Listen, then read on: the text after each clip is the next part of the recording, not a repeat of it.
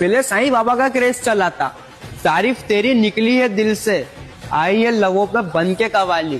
फिर समय बदला तो खाटू श्याम जी ट्रेंड में आए, सबकी गाड़ी के पीछे हारे का सारा बाबा श्याम आरमार। फिर थोड़ा सा समय और बदला, अब सावरिया सेठ की जय हो रही है। मैं किसी के खिलाफ नहीं हूँ, बात सिर्फ इतनी सी है कि आजकल के लोग ना ट्रेंड के हिसाब से भगवान बदल रहे हैं। और मेरी जान यकीन मानो, अगर कल को ट्रेंड किसी और धर्म का चला ना, तो हिंदुओं को समय नहीं लगेगा अपना धर्म बदलने में।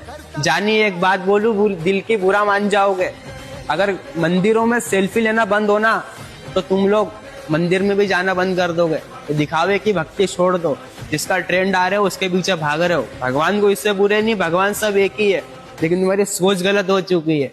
लाइक व्यूज छापने के लिए, फोटो खिंचवाने के लिए तुम भगवान बदल रहे हो, तुम धर्म का धंधा कर रहे हो। जिस दिन भगवान बदले ना, उस दिन तुमको कहीं का नहीं रहने देंगे।